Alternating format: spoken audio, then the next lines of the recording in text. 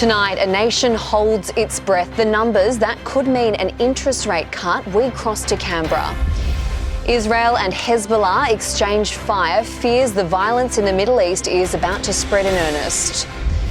A condition that strikes down 1 in every 3 Australians. More people get access to an important vaccine. And the AFL's grand final preparations begin before the league's Night of Nights threatens to steal the show. The latest from 7 News with Charlotte Goodlet. In the coming days, we'll all be able to get a much better idea about the fate of interest rates. Rob Scott is in Canberra for us tonight. Rob, a lot of us will be holding our breath. Well, Charlotte, this week it's all about the economy. The Reserve Bank meets tomorrow to decide the next step with interest rates. Its decision will then be handed down on Tuesday. And despite the US Federal Reserve slashing rates there by a massive 0.5%, only one of the big 4 banks is expecting a cut here before Christmas. The prediction is for rates to be left on hold at 4.35% on Tuesday. And then on Wednesday, we'll get the inflation number for August. Now, Westpac believes it will come in at 2.7%, which would put it firmly within the RBA's target of between 2 and 3% for the first time in 3 years. Jim Chalmers is also expecting that inflation number to drop substantially from where it is today at 3.5%. If that does end up happening, he says it's all down to the government's responsible economic management. And on that, the Treasurer is expected to release new data in the next couple of hours showing the final budget outcome. Expectations are that that will show significantly reduced debt levels compared to what the government inherited at the last election. The surplus is also said to be bigger than was forecast in May, up from around $9 billion to be somewhere in the mid-teens, thanks largely, the Treasurer says, to the government reining in its spending. So Labor can now boast of back-to-back surpluses. That's the first time that's happened in nearly 20 years. But that is cold comfort to those Australians struggling to pay their mortgages right now. Charlotte. The federal government wants opposition leader Peter Dutton to use a speech in Sydney tomorrow to come clean on his plans for nuclear power. Labor says he should detail exactly how much the policy will cost and what it will mean for power bills. Peter Dutton's nuclear fantasy is economic insanity. He needs to come clean tomorrow in this speech. What will it cost? What will it mean for power bills? Opponents to good sound policy are going to run a scare campaign no matter what we say or do. We will release our plan on a timetable of our choosing, not of Jim Chalmers. Despite the government's push for more details, it's expected the speech won't reveal anything new, but will reinforce why the opposition believes we need nuclear power. The Prime Minister is flying home to Australia from the US tonight. He finished a weekend Quad summit where, despite denials from the White House, Chinese aggression was very much on the agenda. Joe Biden welcomed Anthony Albanese and 2 other key allies to his old high school in Delaware for the summit. The so-called Quad involves Australia, the US, India and Japan. Out of it, the 4 leaders agreed to expand maritime surveillance, bring coastguards closer together and create a Quad airlift capacity to take on regional disasters. We'll always be better off when like-minded countries and our 4 great democracies work together.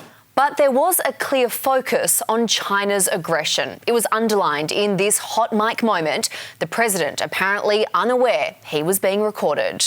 China continues to behave aggressively, testing us all across the region. And there was this as well in the meeting's final declaration, that they are seriously concerned about the situation in the East and South China Seas, about the militarisation and intimidating manoeuvres. As well, an expansion was announced to Joe Biden's so-called cancer moonshot, his push to reduce cancer deaths. Vaccinations against cervical cancer will be expanded through the Quad region. Today, America, Australia, India and Japan choose to fight. For every patient asking for one more day, one more week, one more year. The The United States is tonight dealing with its 403rd mass shooting this year. In this incident, 4 people are dead and dozens more have been wounded. It happened in an entertainment precinct in Alabama. Police say several gunmen were involved. Right now, they are still on the run. Tonight, no signs of a let-up in the violence in the Middle East. In the early hours of this morning, Hezbollah launched dozens of missiles and drones at Israel. It comes in retaliation for the strike that killed 2 of their leaders. They also blame Israel for the explosive rigged pagers and walkie-talkies that killed dozens and wounded thousands more. Israel says its air defences managed to intercept nearly all of Hezbollah's barrage. There have been reports of some injuries on the Israeli side. We do not want to get into a war with Lebanon, but Lebanon has been hijacked by a terror organization, which is also a political party in Lebanon called Hezbollah. It's been armed to its teeth by the Iranian empire of evil. And thousands have turned out on the streets of Beirut as funerals were held for the victims of Friday's air attack. Hezbollah held funerals for 16 of its members who were killed in that strike. Israel claims that attack dismantled Hezbollah's chain of command. A major Ukraine drone attack has set ablaze a Russian arms depot. The blast prompted mass evacuations. There have been no reports of casualties. Ukraine was reportedly operating on intelligence that a train carrying 2,000 tonnes of weaponry was making its way to the depot, some of it supposedly supplied by North Korea. At least 12 people have been injured after Russian strikes on an apartment block in Ukraine. 3 children are among those wounded. Local police say the bomb landed in a tree outside one of the building's entrances. A number of cars exploded and were set on fire. It's the second consecutive nighttime attack on Kharkiv this week. The family of a 12-year-old girl who took her own life earlier this month have bravely opened up about their unimaginable loss. They say it was their daughter's final wish. Let's bring in Amy Clements from Sydney. Amy, what have they told us? Good evening. They are remembering their daughter, Charlotte O'Brien, as a young girl with a big heart. After the 12-year-old tragically took her own life after bullying at Santa Sabina College in Sydney's Inner West. The family have today made the brave decision to share the final note she left them in little pink handwriting. It said, "Please, Mama, live for Will because I can't anymore." Will was her baby brother, adding that the Year 7 student had one wish, that her story about bullying be shared to raise awareness. As they've recalled their daughter's pain, her mum saying one day she just burst into tears and she said, "Everybody hates me. I'm a monster. I've got no friends. They're so mean to me. They hate me. They hate me. Everybody's mean to me." Children are learning their way about how to be part of a tribe, and for that period of time in their lives, it feels the most important thing in the world. Sometimes the impact on a child can be underestimated. To get any kind of avenue of resources or help that you can is important. Charlotte's family is now calling on every school across the state to have a hard conversation about their policy on bullying, claiming that their daughter was broken down over years because toxic behaviour was allowed to breed. The school has told 7 News that these matters are complex and they work in partnerships with families to support their students. And if there's a young person in your life who needs support, they can call the Kids Helpline. It's confidential and it's free. The number 1800 55 1800, 1800 55 1800. A man has died after being hit by 2 cars in Melbourne's east.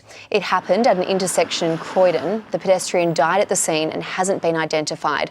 The 2 drivers are being questioned by police. An elderly couple is fighting for life tonight after a horror crash south of Brisbane. The 79-year-old man and 78-year-old woman were just 3 minutes from their home when a car smashed into their silver Hyundai. They were taken to hospital where they remain tonight with severe leg injuries. The grandmother is in ICU. Her husband's undergone surgery. The driver of the other car, a woman in her 50s, is being questioned by police. There's been a frightening crash at a major sporting event southeast of Adelaide. It's left a teenage girl with spinal injuries. The 14-year-old was competing in a 24-hour pedal pre-race when she crashed. It took almost half an hour to free her from the wreckage. The number of people applying for asylum in Australia has hit a 6-year high. More than 25,000 people sought protection visas in the last financial year. New data also reveals a record 117,000 people already in the country are waiting for visa decisions. Some of them have been waiting up to 5 years. The massive backlog is creating concerns. People whose temporary visas have run out are now applying for asylum to extend their stay and continue working. Shingles is a debilitating condition that strikes down 1 in every 3 Australians. And for many, the cost of a vaccine is still out of reach. Let's bring in Jasmine Turlings from Adelaide. Jasmine, a lot more people are tonight able to get it for free. That's right, Charlotte. Around a third of Aussies are expected to contract shingles in their lifetime, but the risk is far greater for those living with an autoimmune condition. Currently, a course of the shingles vaccine sets you back around $560. Now, the government says 215,000 more Australians living with compromised immunity will get it for free. That includes 26-year-old Sharice Hellier, who lives with 2 debilitating forms of arthritis. She rolled up her sleeve for the first course of the vaccine today. It'll significantly impact my life and my quality of life if I did develop shingles, so I'm so excited that I can get this vaccination and protect myself. The cohort that's now captured in these new criteria with moderate immunocompromise are about twice as likely as the general population to contract shingles. Now, since November, all Australians aged 65 and over have been eligible for the free vaccine, and the government hasn't ruled out lowering the age threshold even further. It also promises not to have a repeat of the vaccine shortage that happened during the first free rollout. And Charlotte, the advice is to check with your GP whether you're now eligible. The countdown is on to the 2024 AFL Grand Final between the Sydney Swans and the Brisbane Lions. It is the first time in 18 years that 2 non-Victorian teams will go head-to-head for the premiership. They'll meet in what could be the most watched Grand Final ever. The previous record, 4.4 million in 1996. Well, with teams from New South Wales and Queensland and also 7+, we're potentially looking at the highest rating Grand Final of all time. The Lions and the Swans last played in a decider 125 years ago, back when both teams were based in Victoria. Meantime, it's Brownlow Eve and preparations are in full swing. Reigning winner Lachie Neale is among the favourites again this year. Alongside him, Carlton captain Patrick Cripps, Collingwood phenomenon Nick Dacos and Bulldogs great Marcus Bontempelli also a chance. But before the count even begins, expectations are already high for the red carpet walk. Football commentators turned fashion correspondents Dale Thomas and Abby Holmes tip it will be a tight race. Well, I think this is going to be one of the closest counts we will ever see. We might even have a tie. I'm predicting a tie between who, I'm not sure, but I think it'll be very, very close. Footy and fashion fans will be able to tune in to both the Brownlow and the Grand Final live, free and exclusively here on 7, 7mate and 7+. Right across Australia, you're watching the latest from 7 News, still to come. The brother of a man suspected of a decades-old cold case murder mystery. We'll show you a sinkhole that swallowed 2 trucks. And the Australian invention that can detect cancer cells in real time. Stay with us, all that's next here on the latest from 7 News.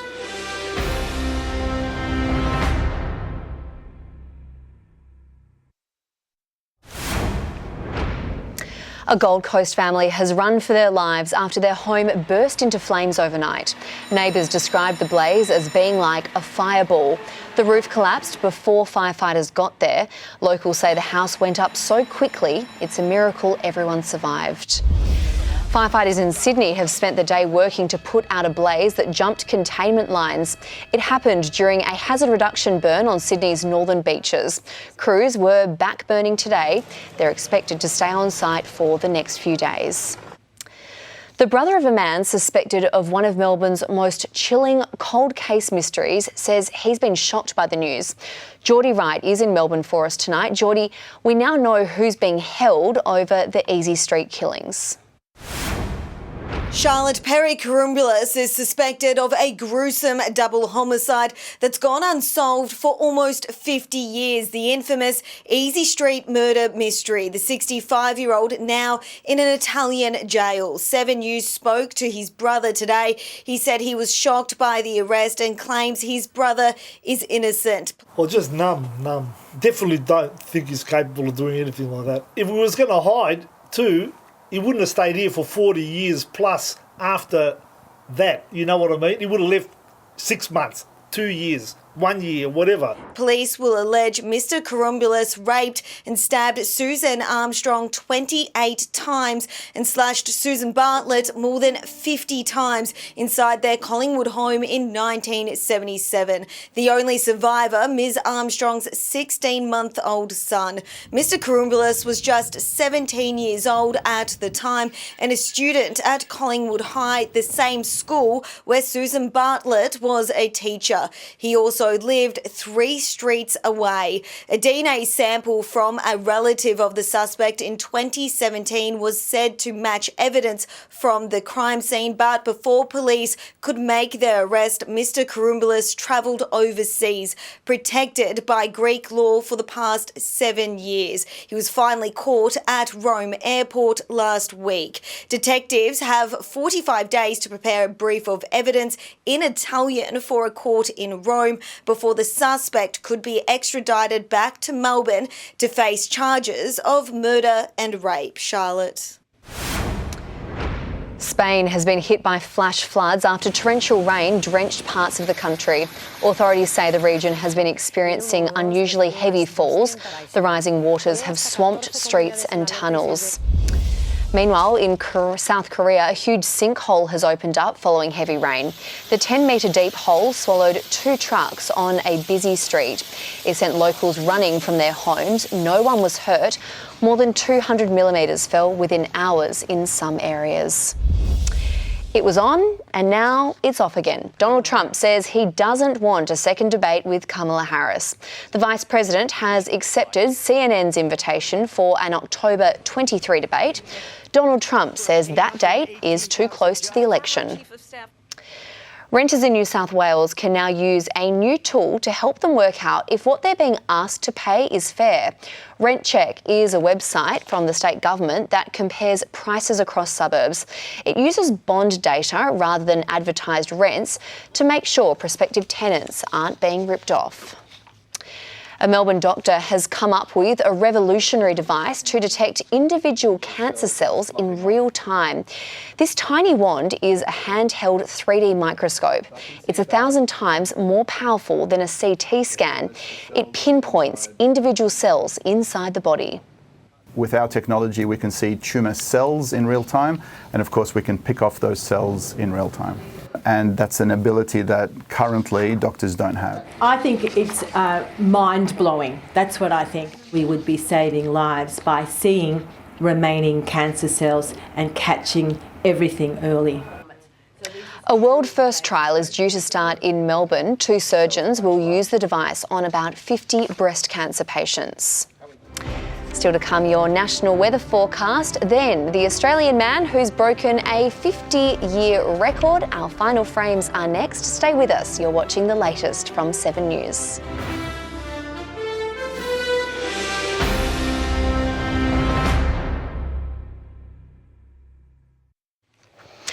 A fine start to the week right around the country. Sunshine in Brisbane and Sydney, both heading for 27 degrees. Canberra reaching 22, partly cloudy in Melbourne. A bit of a windy day on the way for Hobart. Adelaide is heading to 19 degrees. Blue skies in Perth, while Darwin will climb to 33. As for the regions, Cairns, a warm 31. A fine day for Townsville. Coffs Harbour and Tamworth aiming for 25. Grey skies in Bendigo. A possible shower on the way for Geelong.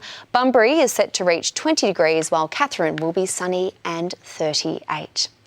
Tonight's final frame, the man from down under who went all the way down. 43,000 feet down to be exact. Paul Harville just set a new Australian record when he jumped out of a plane over Tennessee. The 64-year-old beat the previous record by about 10,000 feet.